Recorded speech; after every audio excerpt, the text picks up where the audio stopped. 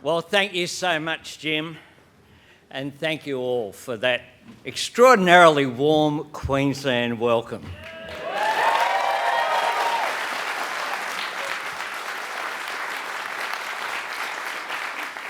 I begin by acknowledging the traditional owners of the land on which we meet today, and I pay my respect to elders past, present and emerging. Friends, true believers, my fellow Australians, here in Queensland and right around the country, the first 10 days of Labor's campaign have been defined by our positive plan for building Australia's future. In these first 10 days, I've been to Medicare urgent care clinics that we've opened. I've met with parents who told me what a difference it made to be able to take their sick child to see a doctor close to home, and all they needed was their Medicare card. I visited hospitals we're expanding and rebuilding, and pharmacies where Labor has taken the cost of PBS medicines down to just $25, the lowest it has been since 2004. I've sat down with families who we are helping with energy bills and the cost of living, spoken with young Australians at free TAFE, studying to make something of themselves and talking to them about the 20% that we're cutting off student debt. We've visited schools where students will finally get the funding that they deserve, so every child can have the best opportunity in life.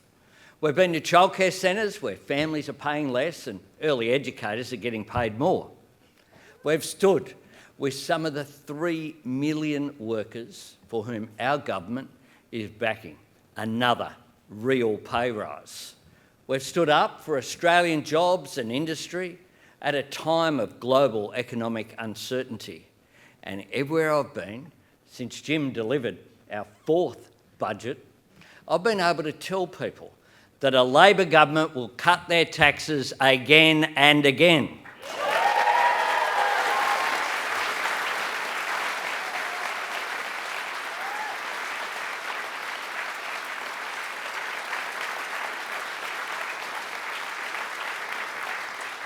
This top-up means an average tax cut of $2,500. Tax cuts for all 14 million Australian taxpayers, not just some. That's how we've spent our first 10 days of this campaign, building on the strong foundations we've laid over the last 3 years, focusing on the policies that will make people better off over the next 3 years. And while we've been running on our positive plan, the LNP have been running for cover, running away from questions about their promise to cut wages and increase taxes, and trying to run and hide from the cuts they will make to education and health to pay for their $600 billion nuclear reactors. My opponent started his campaign measuring up the curtains at Kirribilli House. Some Queenslander, while telling everyone else they can't work from home. He's dreaming about Sydney Harbour. We're upgrading the Bruce Highway.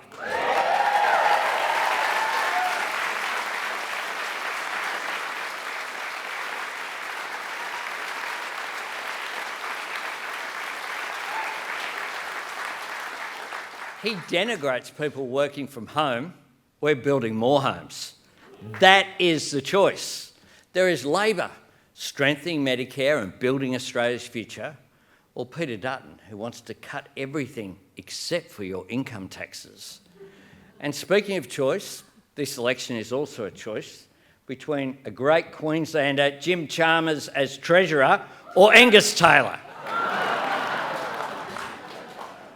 I can tell you, it really does take something special for me to feel sympathy for the opposition. But whenever I see poor old Gus get up to ask Jim a question in Parliament, I almost feel sorry for them. Almost. Queensland Labor gets things done. Under Murray Watt, wages are up. Same job, same pay is law.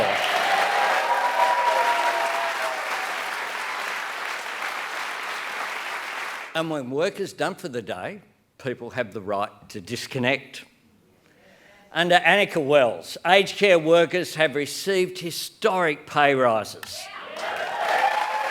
And a policy that they dismissed during the last election campaign is now being delivered. There is a registered nurse in aged care 99% of the time.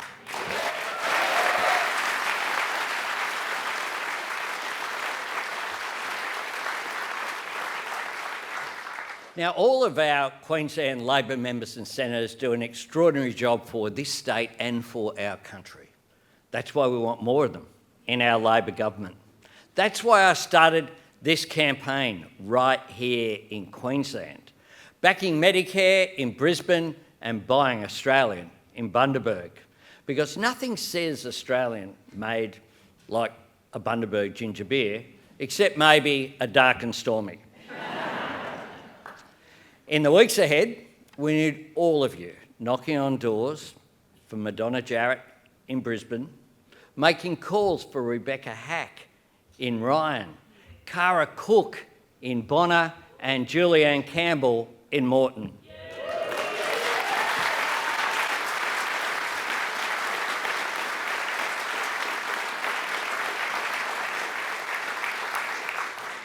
We want you handing out for Shane Newman in Blair,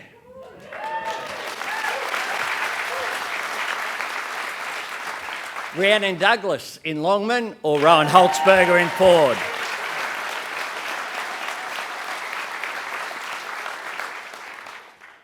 Doing everything we can to back Renee Coffey here in Griffith.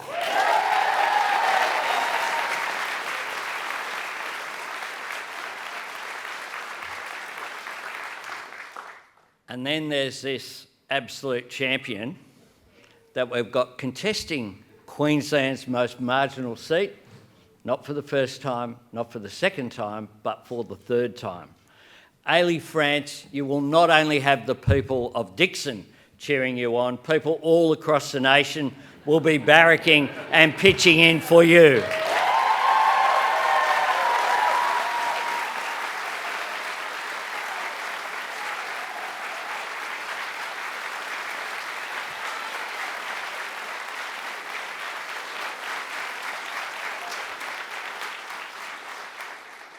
No accident, it was the first seat I visit, and I'll be back. Friends, over the past few years, the world has thrown a lot at Australia. The worst global inflation since the 1980s, the biggest international energy crisis since the 1970s, conflict overseas, and natural disasters here at home. And just this week, new tariffs and trade tensions. We cannot choose what challenges will arise, but we can determine how we respond. That's why we made it clear to the United States that our pharmaceutical benefits scheme is not up for negotiation. That's why we spelled out the fact we will not compromise biosecurity standards for Queensland beef. Our government deals with global challenges the Australian way, the Labor way, navigating the rough seas while always keeping our eyes on the horizon, helping people with the cost of living and building for the future. Today, because of the hard work that Australians have done, because of the strength and resilience that our people have shown, our economy is turning the corner. Inflation is down, wages are up, interest rates have started to fall, and under our Labor government, over 1 million new jobs have been created. For the Party of Jobs, that is such a source of pride. And it tells you everything that the policy our opponents brag about the most. The thing that really gets them excited is sacking over 40,000 people. Shame. What is it with the LNP? You've seen it before. Campbell Newman Revisited is the sequel that no one asked for. The Liberals are talking about sacking people who, not even a month ago, I saw firsthand, working out of a van in Hervey Bay to deliver disaster recovery payments to locals. or people from the new National Emergency Management Agency, who played such a vital role in preparing Queensland communities last month and right now are helping out the flood-affected communities in Western Queensland that I visited yesterday. These Liberal cuts would mean the return of robo-debt, a regime of systematic cruelty that hounded some of the most vulnerable people in Australia for money that they never owed. The Liberals' cuts would drag Australia back to the days of tens of thousands of veterans waiting in vain for compensation and support that they earned, wearing our uniform, serving our nation, ignored for so long that some passed away before their claims were even considered. And this time around, the Liberals want to cut deeper, much deeper, because this time they need to find $600 billion to pay for their nuclear reactors. That money won't come from the private sector because investors don't want to touch it with a barge pole. But the money has to come from somewhere. And that's why the Liberals have started asking, what does the federal government have to do with education? Now, I'll help them out. Here's what our Labor government has to do with education. Cheaper childcare and early learning for more than 1 million families, saving on average $2,700 a family. Fair funding for every school. Free TAFE, 600,000 new places and counting. Taking 20% of student debt. Opening new university hubs and early education centres in our regions and suburbs. Opening the doors of opportunity for every Australian and pushing them wider and wider, because we know that education changes lives. It is the most powerful weapon we have against disadvantage, and it is the best investment we can make in Australia's future. The Liberals only see education as a chance to cut, and when they cut, Australians pay. That's the difference. That is the choice on education and on health. Because extraordinarily, my opponent, who occasionally, just from time to time, owns up to being a former health minister, is now going around asking why we have a Department of Health. Peter Dutton wants to know what the Australian government does on health.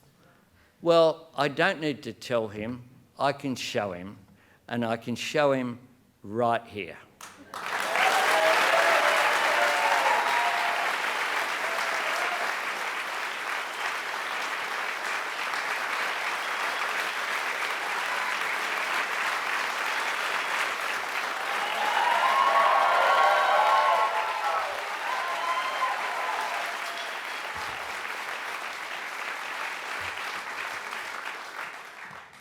Medicare. That's what a Labor government does in health. We honour this promise that comes with this piece of green and gold. And that is why we are delivering the biggest investment in bulk billing in the history of Medicare to make sure that wherever you live, no matter how much you earn, your Medicare card means you can see a GP for free and you can afford the medicine to get better. You can find a Medicare urgent care clinic close to home and open when you need it. You and the people that you love can count on quality health care. All of this is fundamental to what it means to be Australian. And all of this is at stake at this election. Saturday, the 3rd of May, is a make or break moment for Medicare. We've had less than 3 years to repair the decade of damage that the Liberals inflicted on Australia's health system. You might remember that the last time they were in opposition, they promised no cuts to health. And then the first thing that Peter Dutton did was to rip $50 billion out of hospitals, followed by years of cuts inflicted on Medicare by a freeze that put bulk billing in freefall. And never forget this, that was his backup plan.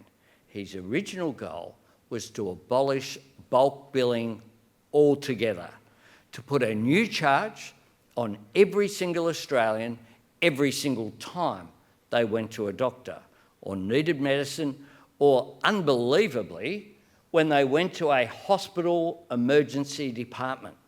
That is his record. That is the risk. The only way to protect Medicare and strengthen it is to vote Labor on the 3rd of May.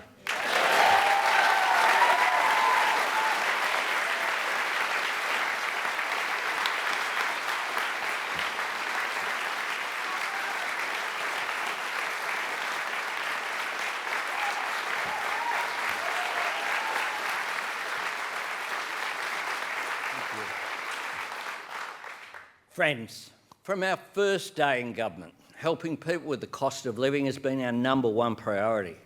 Getting inflation down, wages up, and cutting taxes.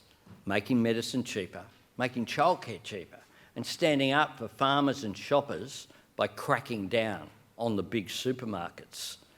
Supermarket price gouging is wrong. Ripping Australians off is wrong. And under Labor, it will be against the law.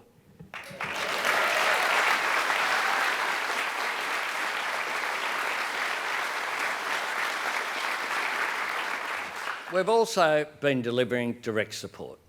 The back-to-back increases in rent assistance, 3 rounds of energy bill relief for households and small business, with last month's budget taking another $150 off power bills for every household. We know this makes a difference here and now, but our government wants to help people get their power bills down for good. That means building more of the cheapest form of new energy, which we know is renewables. After a decade of the Liberals fighting about climate change instead of getting on with clean energy, our government has approved enough renewables to power more than 10 million homes. And today, in the Sunshine State, we're taking the next step on rooftop solar. Rooftop solar is a great Australian success story. Every solar panel in the world contains Australian ideas and Australian innovation. Australia leads the world in this, and Queensland, of course, leads Australia. Solar is a practical and proven technology that cuts power bills, and it empowers people who want to do the right thing by the environment.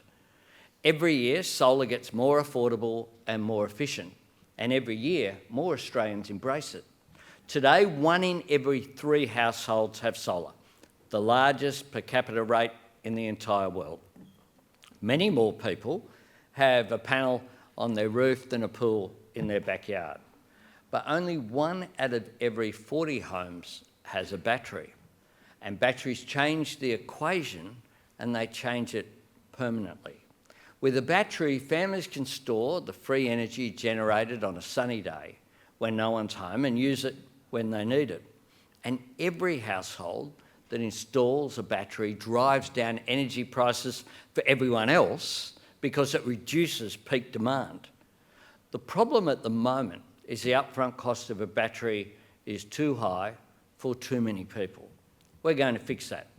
Today I announced that Labor will make batteries 30% cheaper for Australian homes, small businesses and community facilities.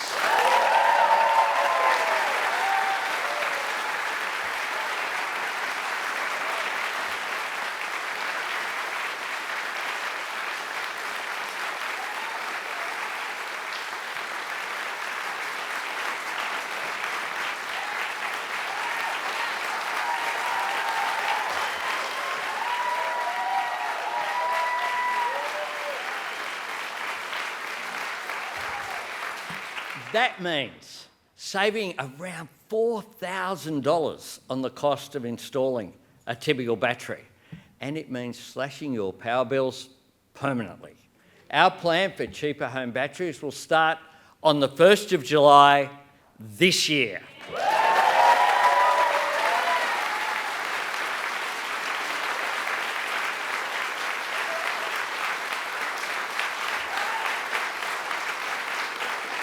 It makes the choice crystal clear. Wait until sometime in the 2040s for more expensive nuclear energy under the Liberals, or save money this year and every year afterwards with solar power under Labor. We will help you get a cheaper battery starting right now. The Liberals won't give you any power for 2 decades, but they will send you the bill from day one. This is how Labor helps with the cost of living and the environment, not by organising petitions to stop new housing, but by putting households in charge. Progress, not just protest. That's the Labor way.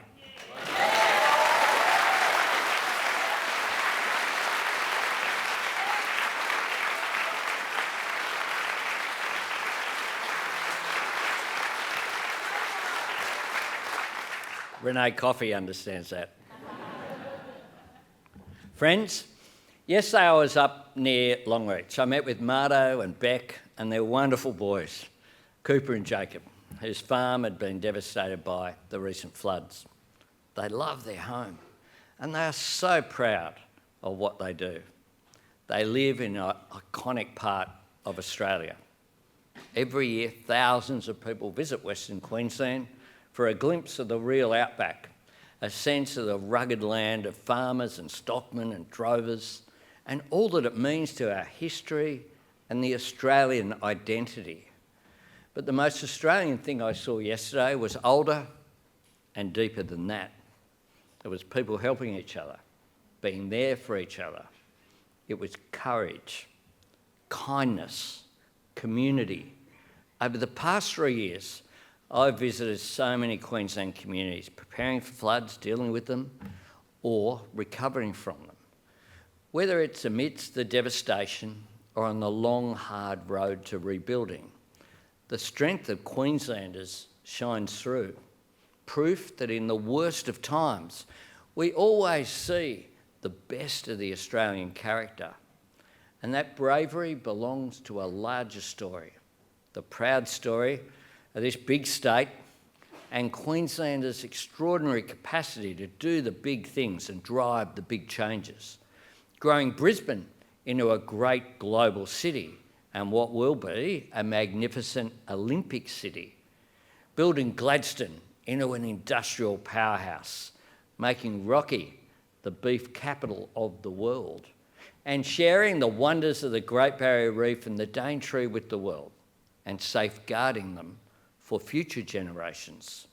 We see it in Queensland universities, global leaders in medical research. We see it everywhere. Queenslanders are building communities and creating jobs, drawing on all the talent and aspiration of our people, building big, building for the best and building to last. That's the Queensland way. That is the Australian way. That is the Labor way.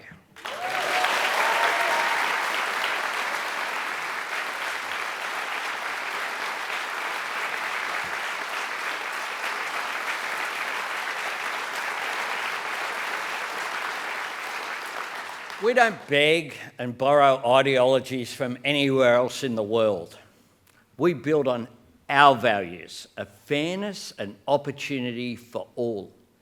Labor governments stand up for Australia because we stand for Australian values, the wisdom and resilience of the world's oldest continuous culture, the aspiration and optimism of all those who have chosen our nation as their home, the hard work and faith in the fair go that brings us together as Australians and sets us apart from the world, because we didn't copy the idea of a decent minimum wage from overseas, we created it here. We didn't steal the concept of universal superannuation from another country, we made it here.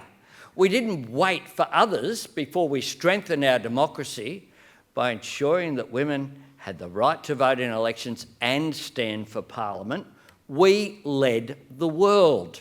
And we didn't settle for a knockoff version of another nation's health system We created Medicare.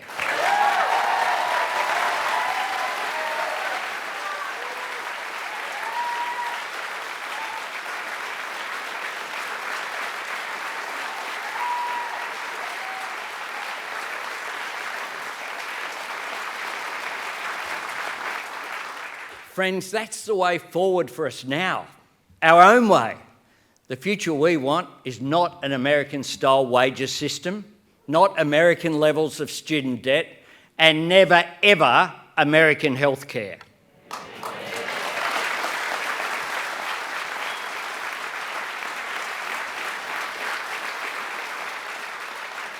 In this time of uncertainty, we should not try and be more like someone else or somewhere else. We only need to trust in what makes us Australian, our place in the world, our values, our people. These are uncertain times, but I am absolutely certain of this. This is not a time for cutting and wrecking, for thinking small, punching down, aiming low, or looking back.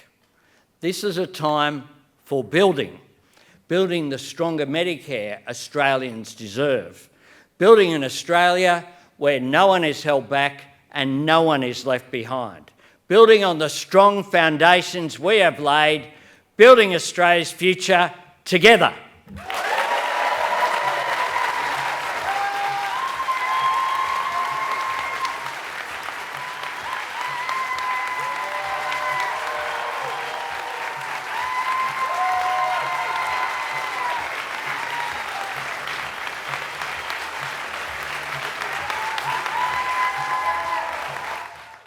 Authorised by Anthony Albanese, LP Canberra.